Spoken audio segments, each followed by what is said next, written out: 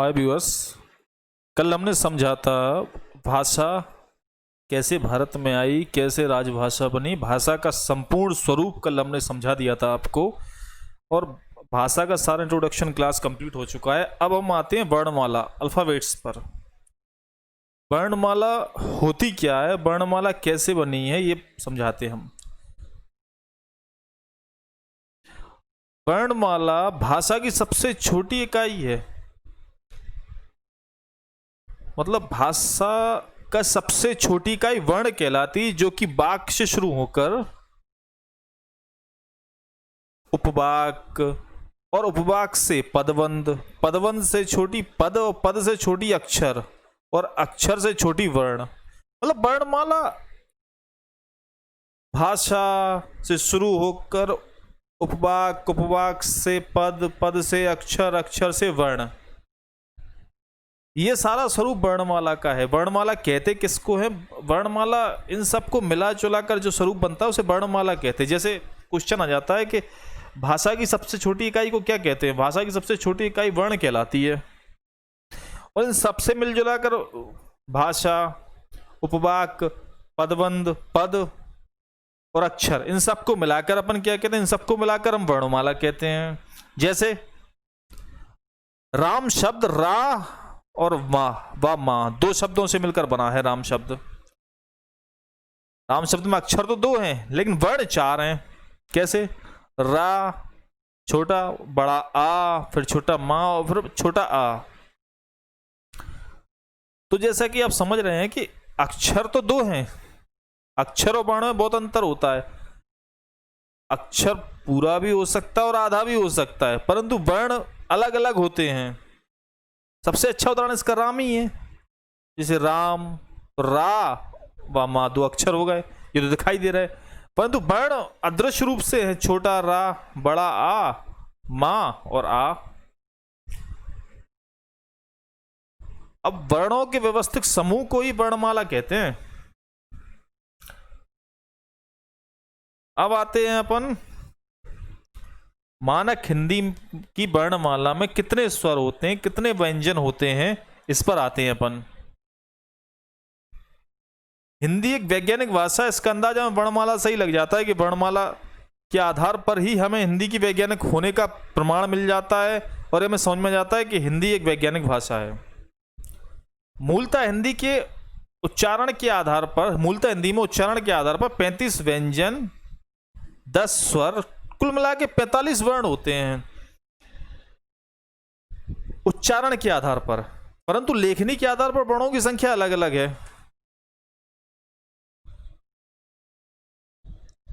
लेखनी के आधार पर वर्णों की संख्या 13 स्वर, 35 व्यंजन और 4 द्विगुण व्यंजन होते हैं। कुल मिलाकर ये हो जाते हैं 52। 35 और 13 48 और 4 52। तो हिंदी वर्णमाला में उच्चारण के आधार पर वर्णों की संख्या अलग है। हिंदी वर्णमाला में उच्चारण के आधार पर 10 स्वर प्लस 35 व्यंजन, टोटल 45 हो गए। परंतु लेखनी के आधार पर वर्णों की संख्या अलग है। 13 स्वर, 35 व्यंजन, 4 द्विगुण व्यंजन हो गए, तो ये 52 हो जाते हैं। अब स्वर क्या होते हैं? स्वर वे शब्द कहलाते हैं जिनका उच्चारण सीधे ही हो जाता है, मतलब बिना किसी के मिला जुला के स्वयं में अपना एक अस्तित्व रखते हैं, उन्हें स्वर कहते हैं। जैसे आ, छोटा बड़ा आ, ई, बड़ी ऊ, बड़ा ऊ, र, ए, बड़ी आई, ओ, बड़ा औ, आहा। इनमें टोटल 10 तो ऐसे हैं, 10 स्वर ऐसे हैं जो अकेले ही बने हैं। और भाई के 3 स्वर ऐसे हैं जो स्वर से स्वर के मेल से ही बने हैं, उसमें व्यंजन का इस्तेमाल नहीं हुआ है। अब व्यंजन पे आ जाते हैं। व्यंजन को वर्णों के आधार, व्यंजन को वर्गों के आधार पर बांटा गया है। कैसे? सबसे पहले आते हैं का वर्ग के व्यंजन, का, खा, गा, घा, ये का वर्ग के व्यंजन हैं। फिर आते हैं चा वर्ग के व्यंजन, चा, छा, जा, झा, या। फिर आते हैं टा वर्ग के व्यंजन, टा, ठा, डा, ढा, ढा, ढा, णा। फिर आते हैं ता वर्ग के व्यंजन, ता, था, दा, धा, ना। फिर आते हैं पा वर्ग के व्यंजन, पा, फा, बा, भा, मा। फिर अंतस्थ व्यंजन, मतलब इनको बोलने में अंदर हवा जाती, या, रा, ला, वा, मतलब हवा बाहर निकलती है। अंतस्थ, अंदर से हवा बाहर निकलती है, अंतस्थ व्यंजन कहलाते हैं ये। फिर आते ऊष्म व्यंजन। ऊष्म व्यंजन होते क्या है? जिनको बोलने में हवा गर्म अंदर से, ऊष्मा के रूप में हवा बाहर से निकलती है अंदर से, उन्हें ऊष्म व्यंजन कहते हैं। मतलब शा, शा, शाह, मतलब इनको जब हम बोलते हैं तो अंदर से एक गर्म हवा निकलती है, ऊष्मा के रूप में सांस निकलती है, ये ऊष्म व्यंजन कहलाते हैं। अब इन वर्गों को बोलने का सबसे शॉर्ट तरीका है का, च, ट, त, पा। ये वर्गों, अगर आपसे पूछ लिया जाए कि वर्गों के आधार पर व्यंजनों को आप एक लाइन में बताइए, तो सीधा बात है का वर्ग के व्यंजन, टा वर्ग के व्यंजन, ता वर्ग के व्यंजन, पा वर्ग के व्यंजन। इनको शॉर्टकट में कह सकते क, च, ट, त, पा, इनका शॉर्टकट। अब संयुक्त व्यंजन आ जाओ। छा, छा व्यंजन, छा मतलब क्षत्रिय वाला छा। जो छा बना कैसे है? का, आधा का और शा, सरोता वाला सा मिला के छा बना है। अब आ गया त्रा, त्रा बना कैसे? ता आधा और रा। अब आ गया ज्ञा, ज्ञा कैसे बना है? जा और या मिला के। अब आ गया श्रा, श्रा बना कैसे है? शा और रा मिला के। ये कुल मिला के हो जाते हैं 35 व्यंजन।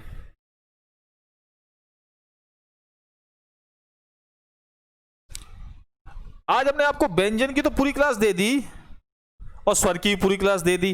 कल हम आपको समझाएंगे कि मात्राओं के आधार पर व्यंजन क्या होते हैं, मात्राओं के आधार पर स्वर क्या होते हैं, और स्वर व्यंजन के अलावा वर्णमाला में और होता क्या है, कल हम आपको ये बताएंगे।